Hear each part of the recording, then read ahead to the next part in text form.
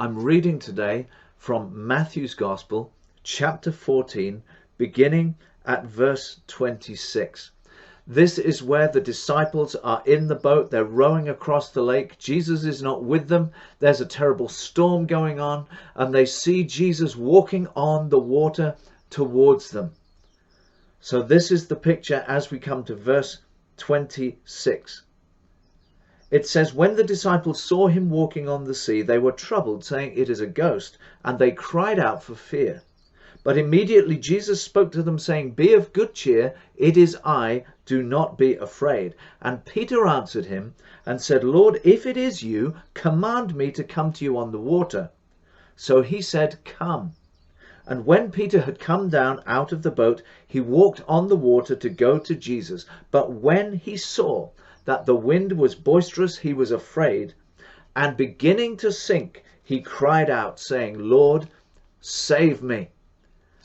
This is a tremendous prayer. You might think, but hang on, surely Peter isn't an apostle yet. Well, Peter is an apostle. Back in Matthew chapter 10, Jesus has called the 12 to himself. And in the other Gospels, it tells us that this is the time he designates them apostles. So this is the prayer of an apostle. And it is one of the most powerful prayers you will ever pray or ever hear prayed. And it is just those three words: Lord, save me.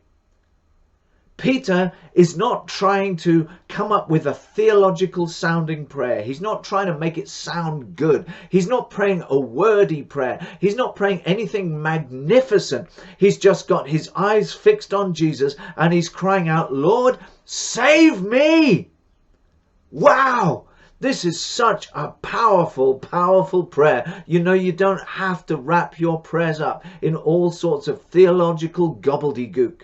You don't have to quote scripture. You don't have to do any of those things. You simply have to get your eyes on Jesus and cry out, "Lord, save me." And the Lord will hear that prayer. But the other thing I want you to notice is when exactly Peter prays this prayer. It says in verse 30, when he saw that the wind was boisterous, he was afraid, and beginning to sink, he cried out, saying, "Lord, save me." Beginning to sink. Peter is wise enough to recognize that he cannot get out of this situation by himself. No matter what he does, no matter how hard he tries, he is stuck. It's just going to get worse. Beginning to sink, he cries out, "Lord, save me." There's a lesson for us here.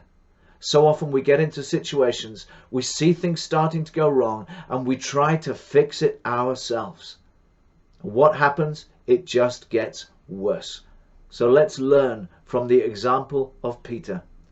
Beginning to sink, he cried out. As soon as things start to look bad, get your eyes on Jesus and pray this most powerful prayer: "Lord, save me." And Jesus will do exactly as he did for Peter, and he will save you. God bless you. Bye-bye.